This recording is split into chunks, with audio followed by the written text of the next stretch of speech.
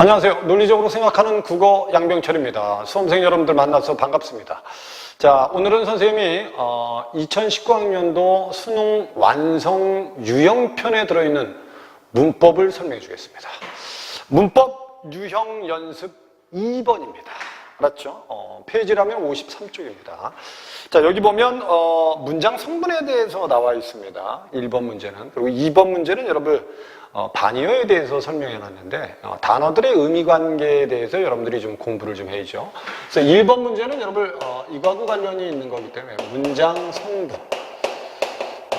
문장 성분에서 출제가 되면 꼭 나오는 건 서술어가 출제될 가능성이 가장 높거든요. 그래서 문장 성분 중에 가장 중요한 문장 성분이 서술어입니다. 그래서 서술어는 몇 자리 서술어인지, 한 자리 서술어인지, 두 자리 서술어인지, 세 자리 서술어인지. 됐죠? 이 서술어 때문에 관용어라든지 아니면 부사어가 필수 관용어가 될 수도 있고 필수 부사어가 될 수도 있습니다. 그런 것들을 여러분들이 공부할 필요가 좀 있고요. 두 번째는 여러분 관용어하고 부사어를 꼭 공부하셔야 됩니다. 그래서 여기 1번 문제는 아주 중요한 문제입니다. 여러분들 꼭 알아두셔야 됩니다. 그래서 여기 여러분 주로 뭐에 대해서 지금 설명하고 있죠? 관형어와 됐죠? 부사어에 대해서 설명합니다. 선생님이 왜 1번이 중요하다고 생각하냐면 학생들 중에는 대부분 문법이 약하면 관형사와 그 다음에 관형어를 구별을 못하는 학생들이 조금 있고요. 그 다음에 부사와 그 다음에 부사어를 구별 못하는 학생들이 조금 있습니다. 이게 대부분 이제 3등급 이하 4등급 정도 되면 이게 구별이 잘 안 돼요. 원래 여러분 이거는 뭐죠? 품사에 해당하고 이거는 뭐에 단어에 해당하고 이거는 문장 성분에 해당하는 겁니다. 그러니까 관형사가 관형어가 될 수는 있어요. 알았죠? 그렇다고 꼭 관형사만 관형어가 되는 게 아니죠. 다른 것 단어, 품사도 관형어가 될 수 있습니다. 부사는 꼭 부사어가 됩니다. 알았죠? 그렇다고 다른 게 부사어가 되지 못하는 건 아닙니다. 그래서 선생님이 부탁인데 이 둘을 구별하는 개념들이나 또는 문제들은 여러분들이 좀 풀어서 좀 머릿속에 가지고 있을 필요가 좀 있습니다. 거기 1번 문제 보기를 보면 보기에서 정확하게 설명을 좀 해놨죠. 거기 뭐라고 설명해놨어요? 문장 성분은 주성분, 부속성분, 독립성분이 있다. 부속성분은 다시 관용어하고 부사어로 나눈다. 부속성분 중 관용어는 체언을 꾸며주는 문장 성분이다. 그래서 여기 첫 번째 이런 말이 나오잖아요. 그죠? 관용어는 뭐를 꾸며준다? 체언을 꾸며준다. 고3 수험생인데 여러분들 체언에 뭐가 있습니까? 모르면 안 돼요, 여러분들. 알았죠? 체언에는 뭐가 있죠? 명사. 그 다음에 대명사, 그 다음에 뭐가 있다? 수사가 있다. 이 정도는 알고 있어야 되고 관형어는 그래서 이 체언을 꾸며주는 역할을 하는 게 관형어다. 그 다음에 관형어는 관형사가 체언을 수식하는 것이 있습니다. 그러니까 관형어는 뭐가? 관형사가 관형어가 될 수 있다는 거죠. 관형사는 관형어가 될 수 있다. 두 번째, 관형사절이 체언을 수식하는 경우도 있다. 됐죠? 이게 관형어의 역할을 할 때도 있다. 이건 절입니다. 절. 관형사절이 관형어의 역할을 하는 경우도 있다. 그 다음에 체언 자체로 다른 체언 자체가 뭐가 될 수도 있다? 관형어가 될 수도 있다. 이 정도까지는 여러분들이 좀 알고 있어야 되는 문법인데 선생님 난 이게 지금 관형사절이 무슨 말인지 모르겠고요. 체언이 왜 관형어가 되는지도 모르겠습니다. 이러면 조금 곤란합니다. 여러분들이 아직은 문법이 부족한 겁니다. 이게 문법은 여러분들 익숙할 정도로 내가 머릿속에 선택지만 보면 그냥 머릿속에 자연스럽게 떠오를 정도로 반복 연습을 많이 하셔야 됩니다. 학교 시험도 여러분들 보면 문법은 어렵게 내면 공부를 애매하게 한 학생이나 안 한 학생이나 점수가 똑같습니다. 이왕할 거면 정확하게 하는 게 맞습니다. 그 밑에 체언, 관형격 조사, 결합형이 체언을 수식합니다. 이게 결국 관형사는 이렇게 되는 거예요. 체언 뒤에 뭐가 붙으면 관형격 조사가 붙으면 관형격 조사에 뭐가 있죠? 의가 있죠. 이게 붙어서 관형어가 된다. 이런 뜻이에요.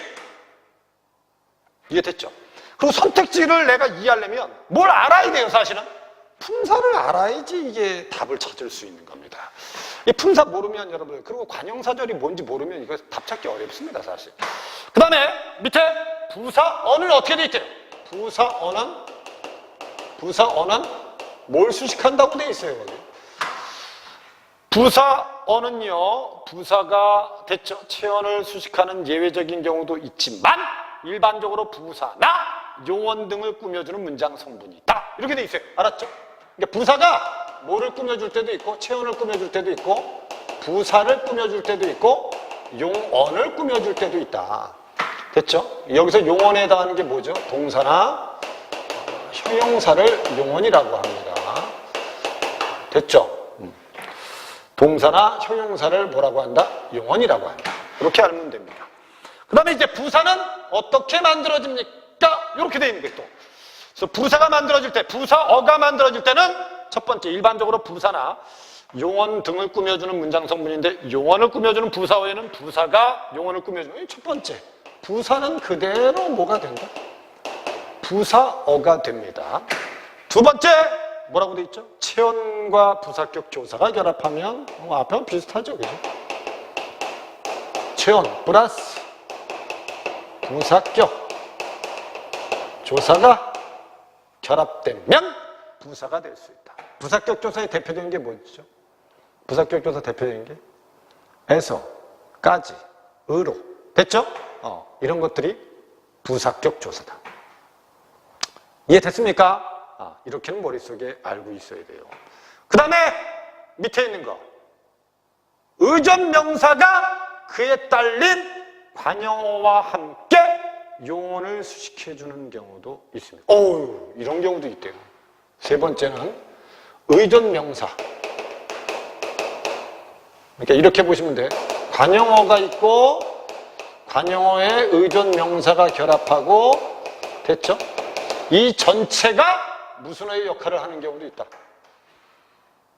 부사어의 역할을 하는 경우도 있다. 이런 뜻입니다. 그래서 이게 관형어가 만들어지는 것과 부사어가 만들어지는 환경을 쓴 겁니다. 이해되셨죠? 이게 여러분들이 분명히 관형사는 관형어가 될 수 있지만 다른 것들도 뭐가 될 수 있다? 관형어가. 부사는 부사어가 되지만 다른 것들도 부사어가 될 수 있다. 그래서 밑줄친 걸 구별을 해봅시다. 1번에 기억을 보면 그녀는 옛 물건을 꺼냈습니다 할 때 기억이 뭐죠? 기억이 이거 아닙니까? 관형사가 그대로 관형어가 되는 거죠. 거기 여러분 옛 물건 할 때 옛은 이게 무슨 사다? 관형사입니다. 이 관형사란 품사가 가지고 있는 가장 중요한 특징 중에 하나는 뒤에 조사가 붙을 수 없다는 건데 알았죠? 뭐 그 정도 특징만 가지고 여러분 구별을 할 수 있는 게 아니고 이 관형사는 반드시 체언을 꾸며주는 말이다. 이 정도. 이게 관형사라는 걸 알아야지 답을 찾을 거 아닙니까? 그 다음에 니은에 해당하는 게 뭐죠? 얘죠. 니은. 관형사 절이 그대로 관형어가 된다. 철수가 거짓말을 한! 이라고 돼 있죠. 그럼 이렇게 돼 있는 거 아닙니까? 철수가 거짓말을 하다. 얘가 서술어, 얘가 목적어, 얘가 주어를 가지고 있는 하나의 뭐다 이게? 절입니다. 절입니다. 알았죠? 이런 걸 우리는 여러분 문장에서 배우죠. 문장에 보면 혼문장이 있고 겹문장이 있고 겹문장에는 이어진 문장이 있고 안긴 문장이 있다. 얘가 안긴 문장이거든요. 뒤에 사실을 꾸며줍니다. 알았죠? 그래서 이게 관형사형 어미가 붙어서 한 이렇게 된 겁니다. 그래서 철수가 거짓말을 한 사실. 그럼 이 전체가 바로 이 명사, 체언을 수식해주는 역할을 하죠. 니은도 맞는 말입니다. 그래서 니은에 밑줄 친 건 관형사절이 맞습니다. 그다음에 부산 날씨라고 하면 체언이 부산 날씨라고 하면 요 부산이라는 체언이 그대로 날씨를 수식해줍니다. 얘도 그래서 뭐다? 관형어입니다. 됐죠? 그 다음에 리을은 뭐라고 돼 있어요? 겨우 둘이 그 일을 해낼 수 있겠니? 라고 할 때 리을은 분명히 여기에 해당합니다. 됐죠? 부사가 뭐를 수식해주는 거라고 돼 있어요? 용언을 수식하는 거라고 돼 있죠? 근데 거기 겨우둘이라고 하면 겨우 뒤에 둘이라고 돼 있는데 이 둘이 바로 품사가 뭐냐면 수사입니다. 그리고 요 겨우라는 부사는 바로 요 둘을 수식해주는 겁니다. 거기 분명히 보기에도 있었어요. 부사어가 가끔은 예외적으로 뭘 수식해줄 때가 있다 그랬죠. 체언을 수식해줄 때가 있어요. 원래 수사는 여러분 체언에 해당하고 체언에. 이거는 그래서 예외적인 예에 해당하지 여기에 해당하는 예는 아니다. 그래서 답은 4번이 답이다. 알았죠? 그래서 여기 겨우라는 부사가 둘이라는 체언을 꾸며주고 있다. 수사, 체언을 꾸며주고 있다. 됐죠? 이거는 밑줄 친 니을의 예가 될 수 없다. 그 다음에 미음은 뭐죠? 미음은 의존명사 관형어가 서술어 용언을 꾸며줄 때가 있다. 그래서 밑에 그는 신발을 신은 채 됐죠? 마루 위에 올라섰다 라고 돼 있어요. 그럼 이렇게 보면 돼요. 신발을 신은 이 전체가 뭐다? 관형사절입니다. 관형사절이고요. 요게 채라는 의존명사를 꾸며준 겁니다. 의존명사 이 전체가 얘를 꾸며준 거예요. 그리고 이 전체가 뭘 수식해주는 겁니까? 그 뒤에 올라섰다라는 용언, 동사를 꾸며주는 겁니다. 이 전체가 바로 이 동사를 꾸며준다. 이해됐죠? 이건 미음의 예가 맞습니다. 답이 그래서 4번이 답이다. 이렇게 머릿속에 익혀두시면 돼요. 선생님이 미리 얘기하지만 관형어나 부사어는 출제 가능성이 높은 문장 성분입니다. 특히 여러분들 관형사와 관형어의 관계, 부사와 부사어의 관계는 꼭 알아둬라. 그 다음에 2번 문제를 보면 2번 문제는 단어의 의미관계에 대해서 묻는 겁니다. 요번에 여러분 그 수능 완성 유형편을 보면 작년도 교재와 크게 유형이 달라진 건 없습니다. 이 말은 올해 수능 문제에서 신유형이 등장할 가능성은 그리 높지 않습니다. 맞죠? 나와봐야 여러분들 작문이나 화법에서나 신유형 문제가 나오지 문법이나 비문학이나 문학에서 신유형이 나오지는 않습니다. 알았죠? 이게 여러분들 신유형에 대해서 걱정하지 마시고 됐죠? 여기 있는 문제들 그리고 보기에 있는 용어들을 내가 어느 정도 알고 있느냐. 그래서 내가 좀 부족하다면 문법을 처음부터 끝까지 5문제 유형에 필요한 됐죠? 개념을 처음부터 끝까지 공부할 필요가 있다. 됐죠? 그리고 선생님이 원래 유튜브라든지 네이버에 동영상에 문법 동영상을 많이 올려놨습니다. 그러니까 여러분들이 혹시나 문장 성분에 대해서 잘 모르거나 문장에 대해서 잘 모르면 여러분들이 검색을 하면 선생님 동영상이 뜰 겁니다. 그래서 그걸 통해서 공부를 하셔도 됩니다. 2번은 여러분들 보기에서 반의어에 대해서 쓰는데 반의어는 상보 반의어하고 정도 반의어가 있답니다. 그러니까 우리가 단어들의 의미 관계에서 여러분들 꼭 알아둬야 될 게 뭐죠? 유의어, 그 다음에 다의어, 동음이의어, 상하관계 됐죠? 상하관계 됐지? 그 다음에 반의어 이 정도는 여러분들이 이제 구별을 할 줄은 알아야 된다. 됐지? 그래서 반의어에는 2가지 종류가 있습니다. 상보 반의어하고 밑에 정도 반의어가 있는데 상보 반의어는 A와 B가 포함된 의미 영역에서 A가 아닌 것은 모두 B이고 B가 아닌 것은 모두 A가 돼야 됩니다. 알았죠? 그 다음에 밑에 있는 거 정도 반의어는 A와 B가 포함된 의미 영역에서 A, B는 극단적인 속성을 나타내고 중간적인 속성이 존재한다. 밑줄 그어놓으세요. 그러니까 이게 상보 반의어라는 건 여러분들 상보 반의어는 A가 아니면 B고 B가 아니면 A입니다. 그러니까 얘는 뭐가 없다고 보시면 되냐면 중간 성분이 없다고 보시면 돼요. 근데 정도 반의어는 뭐라고 돼 있어요? 정도 반의어는 중간 존재가 있다고 돼 있습니다. 이게 무슨 말입니까? 그래서 밑에 아버지가 아니면 뭐고? 어머니죠. 어머니가 아니면 뭐야? 아버지고. 남자가 아니면 뭐예요? 여자고. 여자가 아니면 뭡니까? 남자. 이상한 거 생각하지 말고. 알았죠? 이해됐죠? 있다가 아니면 뭐고? 없다죠. 없다가 아니면 뭡니까? 있답니다. 됐죠? 죽지 않았다면 뭡니까? 살아있는 거고. 살아있지 않다라고 하면 죽은 거죠. 뇌사는 뭡니까? 이런 질문을 하지 마세요, 제발. 됐죠? 이게 바로 상보반이어입니다. 근데 이 정도반이어라는 건 뭐냐면 중간항이 존재하는 겁니다. 알았죠? 키가 작다, 키가 크다 라고 하면 얘는 중간항이 있습니다. 작지 않다가, 봐봐, 작지 않다가 꼭 크다고 같은 말은 아니라는 겁니다. 아닙니다. 이거 안 되는 겁니다. 알았죠? 아니, 네 남자친구 키가 크니? 그렇게 작진 않은데? 그럼 크구나. 이건 안 된다는 거야, 이건. 알았죠? 무슨 말인지 이해됐죠? 얘는 중간항이 있기 때문에 이런 거예요, 중간항이. 알았죠? 피부가 희다, 검다, 됐죠? 이렇게 됐어요. 네 여자친구 피부는, 어떠니? 그렇게 희지는 않아. 그럼 검구나! 이것도 잘못된 해석이라는 거예요, 이 문장 자체. 단어 자체는. 알았죠? 이게 바로 중간항이 있기 때문에 그런 거예요. 그래서 여기서 선생님이 하나 얘기해주고 싶은 거, 이런 거야. 우리가 정도반이어를 상보반이어로 오해를 하면 무슨 사고에 빠질 수 있다? 이런 것들은 좀 알고 있어라. 흑백사고에 빠질 수 있습니다. 됐죠? 너 그 아이 좋아해, 싫어해? 그렇게 좋아하진 않아. 싫어하는구나. 이런 것들. 알았죠? 이게 다 정도반이어를 상보반이어로 오해하기 때문에 생기는 겁니다. 참고로 알아두세요. 그래서 상보반이어는 한쪽이 부정이 곧 다른 쪽이 긍정입니다. 부모 중에서 아버지가 아닌 쪽은 분명히 반드시 어머니죠. 정도반이어는 정도의 차이를 표현할 수 있습니다. 더 부자인 사람도 덜 부자인 사람이 있을 수 있고, 더 높은 것과 덜 높은 것이 있을 수도 있습니다. 그래서 있다고 없다는 맞습니다. 상보반이어가 맞습니다.